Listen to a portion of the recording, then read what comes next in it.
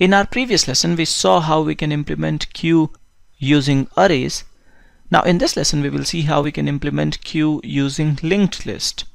Queue, as we know from our previous discussions, is a structure in which whatever goes in first comes out first. Queue data structure is a list or collection with this restriction that insertion can be performed at one end and deletion can be performed at other end. These are typical operations that we define with queue. An insertion is called in queue operation and a deletion is called dequeue. Front operation, front function, should simply return the element at front of list, and is empty should check whether queue is empty or not. And all these operations must take constant time. Their time complexity should be big O of 1. When we were implementing queue with arrays, we used the idea of a circular array to implement queue. Then in this case we have a limitation. The limitation is that array will always have a fixed size, and once all the positions in the array are taken, once the array is exhausted, we have two options. We can either deny insertion, so we can say that the queue is full and we cannot insert anything now, or what we can do is we can create a new larger array and copy the elements from previous array to the new larger array, which will be a costly process. We can avoid this problem if we will use linked list to implement queue. Please note that this representation of circular array that I'm showing here is only a logical way of looking at an array. We can show this array like this also. As I was saying, in an array implementation we will have this question: what if array gets filled? And we need to take care of this. We can either say queue is full, or we can create a new larger array and copy elements from previous filled array into this new larger array. The time taken for this copy operation will be proportional to number of elements in filled array, or in other words we can say that the time complexity of this copy operation will be big O of n. There is another problem with array implementation. We can have a large enough array and queue may not be using most of it. Like right now in this array, 90% of the memory is unused. Memory is an important resource and we should always avoid blocking memory unnecessarily. It's not that some amount of unused memory will be a real problem in a modern day machine. It's just that while designing solutions and algorithms, we should analyze and understand these implications. Let's now see how good we will be with a linked list implementation. I have drawn logical view of a linked list of integers here. Coming back to basic definition of queue, as we know, a queue is a list or collection with this constraint, with this property that an element must always be inserted from one side of the queue that we call the rear of queue, and an element must always be removed from the other side that we call the front of queue. It's really easy to enforce this property in a linked list. A linked list, as we know, is a collection of entities that we call nodes, and these nodes are stored at non-contiguous locations in memory. Each node contains two fields, one to store data and another to store address of the next node or reference to the next node. Let's assume that nodes in this figure are at addresses 100, 200 and 300 respectively. I have also filled in the address fields. The identity of linked list that we always keep with us is address of the head node. We often name the pointer or reference variable that would store this address head. Okay, so now we are saying that we want to use linked list to implement queue. These are the typical operations that we define with a queue. We can use a linked list like a queue.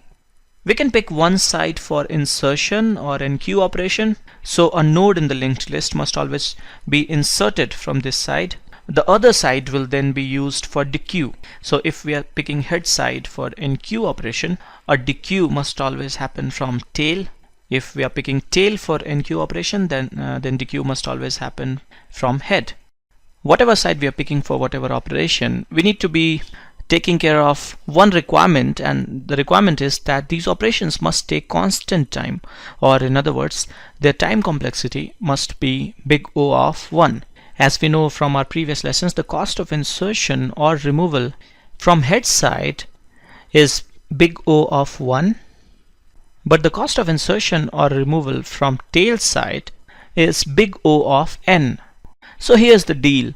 In a normal implementation of linked list, if we will insert at one side and remove from other side, then one of these operations, enqueue or dequeue, depending on how we are picking the sides, will cost us big O of n. But the requirement that we have is that both these operations must take constant time. So we definitely need to do something to make sure that both enqueue and dequeue operations take constant time. Let's call this side front and this side rear. So I want to enqueue a node from this side and I want to dequeue from this side. We are good for dequeue operation because removal from front will take constant time, but insertion or enqueue operation will be big O of n. Let's first see why insertion at tail will be costly, and then maybe we can try to do something.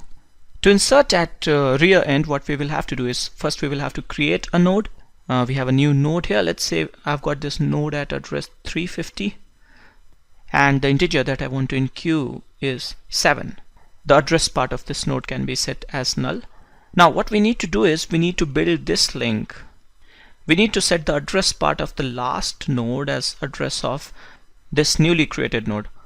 And to do so, we first need to have a pointer pointing to this last node, storing the address of this last node. In a linked list, the only identity that we always keep with us is address of the head node. To get a pointer to any other node, we need to start at head. So we will first create a pointer temp and we will initially set it to head. And now in one step we can move this pointer variable to the next of whatever node it is pointing to. We use a statement like temp equal temp.next to move to the next node.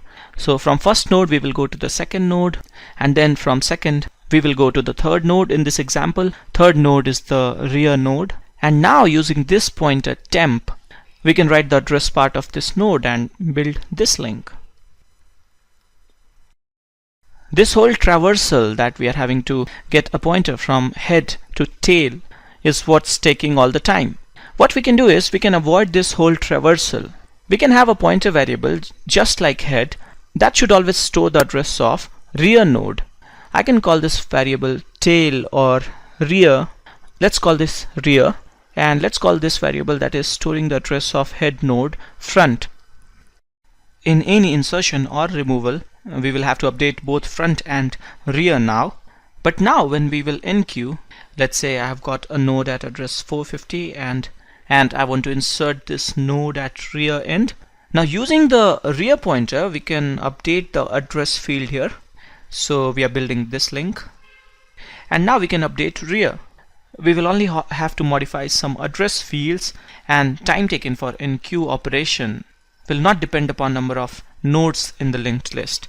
So now with this design, both enqueue and dequeue operations will be constant time operations. The time complexity for both will be big O of 1. Let's quickly see how real code in C will look like for this design. I have declared node as a structure with two fields, one to store data and another to store address of next node. And now instead of declaring a pointer variable named head, a pointer to node named head, I'm declaring two pointers, a pointer to node named front and another pointer to node named rear, and initially I'm setting them both as null. Let's say I'm defining these two variables in global scope, so they will be accessible to all functions. My enqueue function will take an integer as argument. In this function, I'll first create a node. I'll use malloc in C or new operator in C++ to create a node in what we call dynamic memory. I'm pointing to the newly created node using this variable which is pointer to node named temp. Now we can have two cases in insertion or enqueue operation. If there is no element in the queue, if the queue is empty, in this case both front and rear will be null. We will simply set both front and rear as address of this new node being pointed to by temp, and we will return or exit. Else, because we already have a pointer to rear node, we will first set the address part of current rear as the address of this newly created node, and then we will modify the address in rear variable to make it point to this newly created node. While writing all of this, I'm assuming that you already know how to implement a linked list. If you want to refresh your concepts, you can check earlier lessons in this series, or you can check the description of this video for a link to lesson on linked list implementation in C or C++. This code will be further clear if I'll show things moving in a simulation. Let's say initially we have an empty queue, so both front and rear will be null. Null is only a macro for address 0. At this stage, let's say we are making a call to enqueue function, passing it number 2. Now let's go through the enqueue function and see what will happen. First, we will create a node. Data part of this node will be set as 2, and address part initially will be set as null. Let's say we got this node at address temp at address 100, so a variable named temp is storing this address. This variable is pointing to this node. Right now front and rear are both null, so we will go inside this if condition and simply set both front and rear as 100. When the function will finish execution, temp, which is a local variable, will be cleared from memory.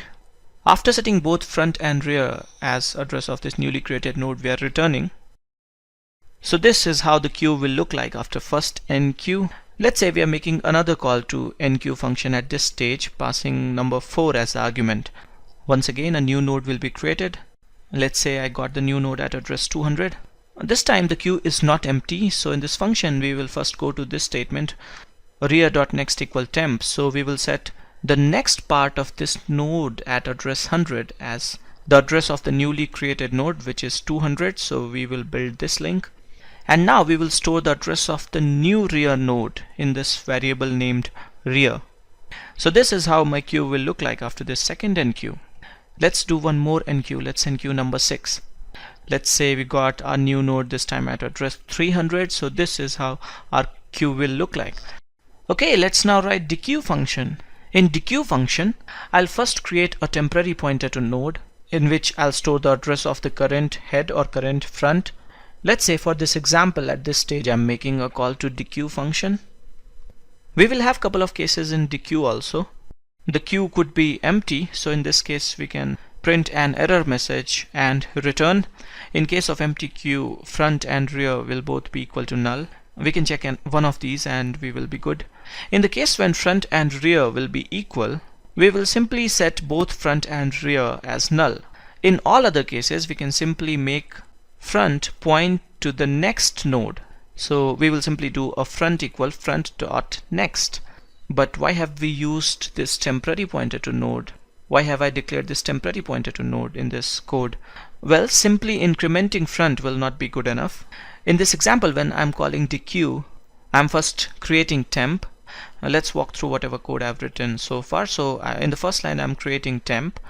And then because queue is not empty and there are more than one elements in the queue, I'm setting front as address of the next node. So my queue is good now, all the links are appropriately modified, but this node which was front previously is still in the memory.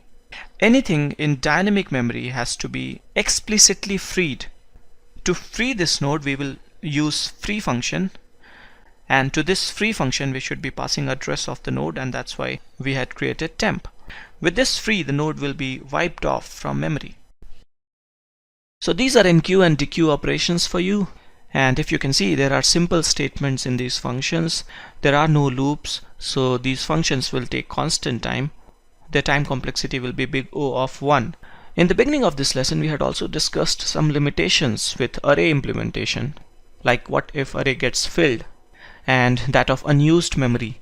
We do not have these limitations in a linked list implementation. We are using some extra memory to store address of next node, but apart from that there is no other major disadvantage. I'll stop here now. You can write rest of the functions like front function to look at the element at front, or is empty function to check whether queue is empty or not yourself. If you want to get my source code, then you can check the description of this video for a link.